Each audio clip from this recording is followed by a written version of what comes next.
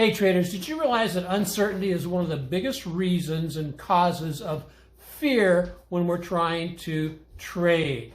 Today's session of Trade Your Way to Freedom, I'm going to be covering some tips on how to offset uncertainty and solve it so that there will be less fear when you're trading and hopefully more profits. Hey, this is Dennis Wilburn, the AutoPilot Trader. Welcome to today's session. Let's jump right into it. Got some great stuff to cover. Let's go right now.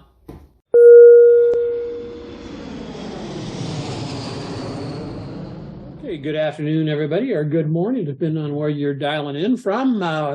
Welcome to Trade Your Way to Freedom.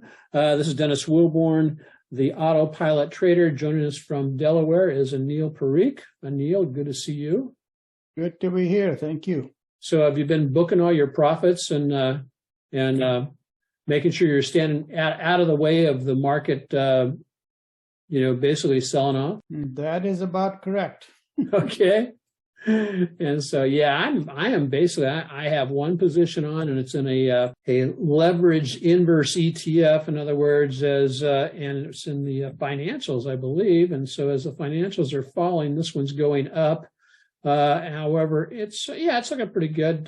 It continues to run up. We're up about 5% on that.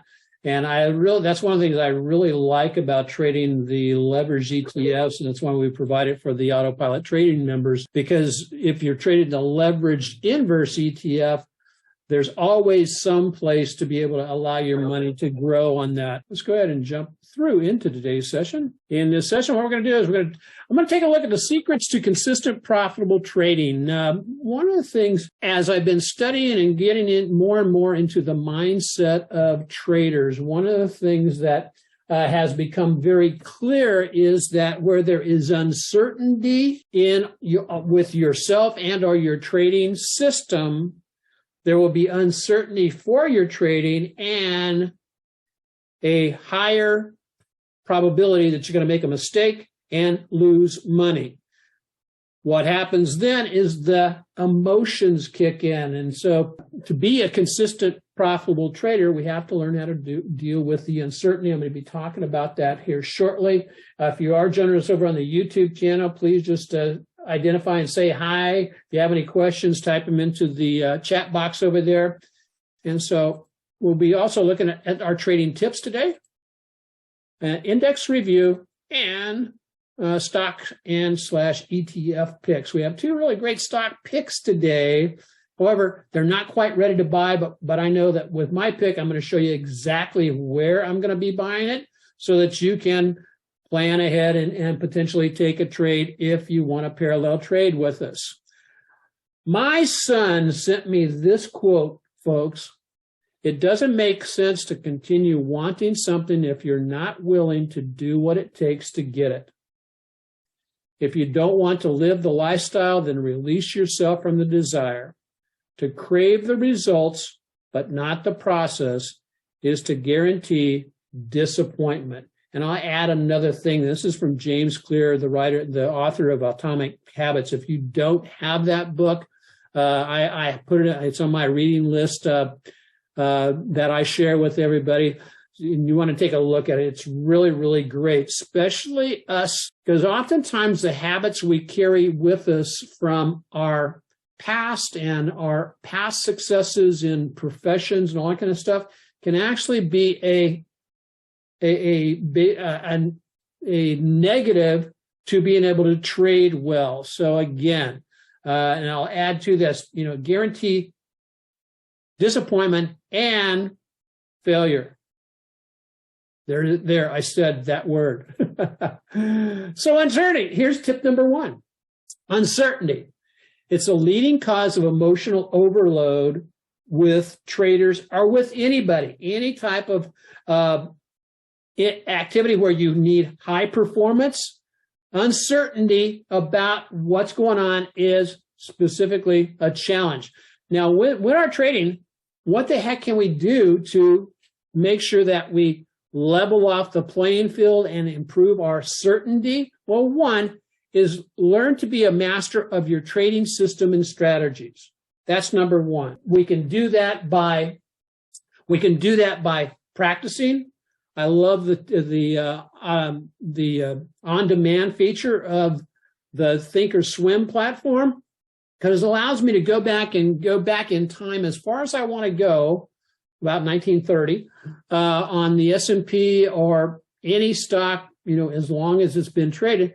And I can actually practice viewing and looking at my three-step setup and triggers. So it gets indelibly etched in my mind so that when I see it and know that it's happening, my intuition takes over and says, yes, that's where we want to make that trade. So something to keep in mind. So that's one. Number two, know yourself. Be sure you will do the right thing.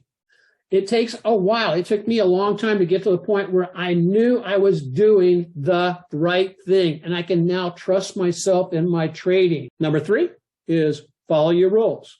If your rules are not written down, you don't have rules. I mean, I'm just going to say it very bluntly. If you don't have written rules, you basically are, take your money to Vegas and just throw it at the table, because that's exactly what you're, basically doing with that. And last, set trades up after hours. This lowers your emotional overload. And I like to use conditional orders, because we basically use conditional orders with the AutoPilot trading service, because they allow you to basically just fire and forget and let the system work for you so that you can go out and do other important stuff like whatever you want to do. So that's tip number one. Anil, what do you think? No, I think it's right on. Cool. So, hey, remember that all the materials that we do present are for training purposes. Traders should always pay per trade any new method prior to the risk of their own personal capital. This is basically the snapshot of how Autopilot trading did. That's the green line compared to the S&P, going back to as long as we've been trading it, 11 years now. We've averaged about 37% per year for the last 11 years, beating the S&P every year. Here's where we're sitting as of the first part of February, or as of 10 o'clock or 9 o'clock this morning, kind of flat for the first week of, last week we were celebrating my wife and her twin sister's birthday. And so that's where we closed off on the 27th. And now we're sitting up, almost up 5%. The S&P is still beating us by just a little bit, but I'm not concerned about that, because with time, we've proven that we beat the S&P again and again and again and again. So this is good. So here's where we're sitting. And so let's go ahead and take a look at the indexes, and then we'll take a look at the stocks that we're looking at trading. Hey, if you're over there on the YouTube channel, again, if you have any comments or any thoughts, please just leave a message, identify yourself, and also please share, and also let us know you appreciate what we're providing by giving us a couple of thumbs up over there. Appreciate that. So let's go ahead and jump over into the index. I'm going to start with the S&P. The S&P has shown us that basically we bounced up above this Fibonacci right here. As you can see right there, and it failed and dropped back down.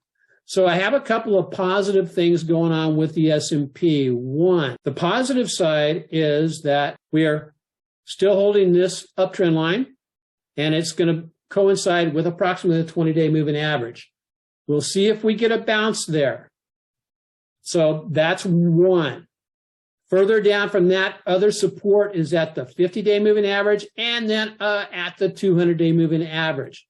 We could run all the way back down to the 200-day moving average and then rebound from there, and this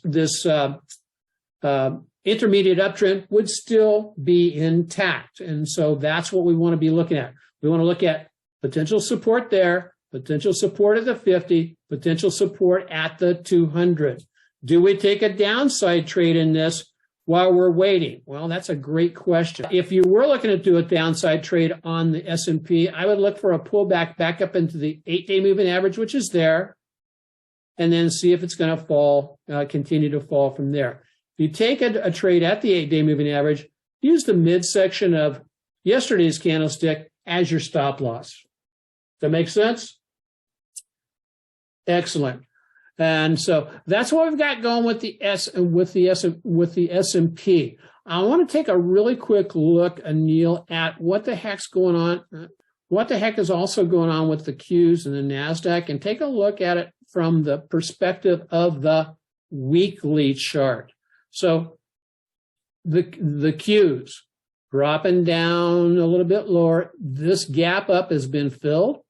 So look what's going to happen if it gets down to the 20 or the 50-day 200-day moving average, or the 50, which is all the way down here. We could see it come all the way back down to the uptrend line or downtrend line, which is this, kiss that goodbye before it takes off on a new run to the upside. There's headwinds on almost all the markets, and I want to show you just what we're going on the weekly chart. What's happening is we're getting what's called a bearish harami. That is a bearish reversal signal. And so anything within this week's range could be an area where the price action would find resistance, stop, reverse, and continue to fall. It's not happening yet, but that's the signal that's shown up on the weekly chart. Russell, really quick, similar type situation, huge bearish harami on the weekly chart, and price actions are just hanging out right at the 20-day moving average. If that breaks, watch for it to retest down to some of these other levels. At this particular time, I'm neither buying nor selling the ETFs on the Russell and or the spiders or the NASDAQ, the Qs. They're not in a great place to do it, but it looks like it wants to continue down just a little bit more. We'll see what happens. See if it holds the 20. If it doesn't hold the 20, watch for it to drop to the 50. So, Anil, that's what I've got on the indexes. Today's action is it's just kind of wishy-washy, not really directional at all. So your thoughts? Yeah, on my triple screen system, we still have buy signals intact on all the indices. However, it has definitely deteriorated this week. Okay. Green to gray, that means caution. Okay, excellent. So green to gray, caution. And so part of the other things of what I'm looking at, folks, is look what's going on with the momentum. When the momentum starts to cross down, and I'll show you exactly where that's at. We crossed here on the TSI, and it's pointing down. Has not made any attempt whatsoever to bounce. We're approaching an area of support right there where we could bounce off the zero line. But the other thing that's transpired is the market forecast is also crossed below the 80 line. And look what happened the last time that happened. Well, it just kind of drove sideways, fell a little bit down to the bottom of the Keltner channel, and then rebounded back up through. From here to where it bounced back up and gave us a new buy signal, well, that's another thing we want to be aware of, because that was, and I'll give you an approximation on a period of time. There we go. That was 30 calendar days or 22 trading days. So we could be getting, a situation like that again from the time it crossed the upper level until it crossed back up to the other side, if that's the cycle that it's on. So excellent. So Anil, you have a great stock. Yeah, it showed up on my list. Actually, I've never heard of this stock until yesterday. Okay. I was looking at the Minervini 5-month trending stocks. Right. And this came out very strong. And all the fundamentals look good. The only thing I don't like is the bottoming tail it had after. Right. So if it recovers from the 8 EMA, I'll be interested. Okay. Yeah, this on a weekly chart, this was a as you can see, this was a momentum shift on earnings. It ran up really nice and hard on earnings, but then it sold off back into support. So we're right back into support. So yeah, that's a good looking chart. And you said the accumulation distribution on this was what? It is pretty strong. I think it's, let me see, tell you just in a second. That accumulation distribution is B. Okay. Boy, comp rating 99 and up down volume ratio is 1.8, which is very unusual. Awesome. So my pick of the week is Mobileye. Mobileye is an Israeli company that it was delisted for a while, but it's just come back on and is listed as of in October of last year, and it's run up very nicely. Not quite a double, but close. So what am I looking at Mobileye doing? Well, I'm looking for it to come back down and retest into these lows, this breakout area right in here. And so here's what I'm going to be doing. Now, here's the way I'm going to trade this guy. This has A+ on its accumulation distribution. It's high on the other ratings also. I will put an alert down about $40.20. I will put in another alert just slightly above the 20-day moving average at, let's say, $39 and a nickel. $39 and a nickel. If that triggers, that's where I'd anticipate the price action on this to come down, stabilize, and then rebound. So I would be looking at buying off of a